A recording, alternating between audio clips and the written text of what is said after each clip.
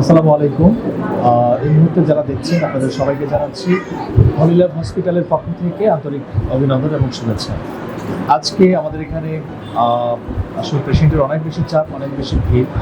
তো আমরা আমাদের গুণগত মানটাকে যথাযথভাবে ধরে রেখেছি।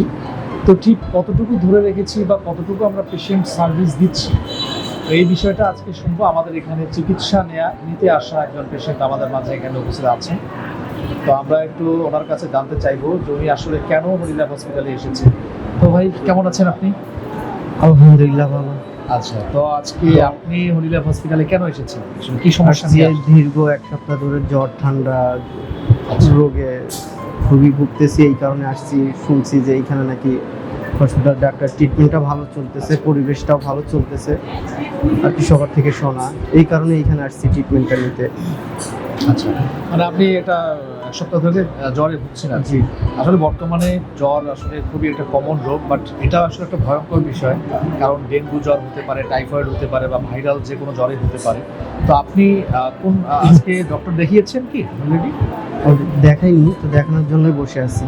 আচ্ছা, দেখার জন্য আমরা দেখে আসলে বোঝা যাচ্ছে অনেকটা গায়ে মনে হয় জ্বর আছে অলরেডি। আচ্ছা, তো এখন হচ্ছে যে বিষয়টা হচ্ছে আপনি কি করেন আসলে? আমি জব করি গার্মেন্টসে। গার্মেন্টস জব করেন, হ্যাঁ। তো হলিলাভ হসপিটালে আসলে কেন আসলেন বা এখানেই কেন? আরও তো হসপিটাল ছিল, সেখানে না গিয়ে আপনি এখানে কেন আসলেন?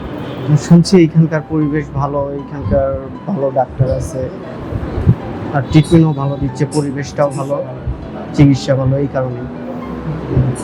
আচ্ছা, তো আশা করছি আপনি সুস্থ হবেন, যেহেতু আমাদের এখানে আসছেন। আমাদের এখানে বিশেষ করে ঢাকা মেডিকেল কলেজ, বার্ডেন, ইবনে সিনা থেকে বড় বড় ডাক্তাররা আসেন। তো আশা করছি আপনি সুস্থ হবেন এবং সর্বোচ্চ চিকিৎসাটাই আপনি পাবেন। তো ঠিক আছে ভাই, ধন্যবাদ আপনাকে। সুস্থ থাকবেন। আর বিশেষ করে জ্বরের সময়গুলো আসলে ডেঙ্গু জ্বর হলে যেটা হয় আর কি, বেশি বেশি ফল ফ্রুটস, ডাবের রস, তারপরে হচ্ছে কমলা, ডালিম, এগুলো খেতে হয় রক্ত স্বল্পতা কাটানোর জন্য। ব্লাড লেভেলগুলো আসলে কমে যায়। ঠিক আছে, ধন্যবাদ আপনাকে। ধন্যবাদ।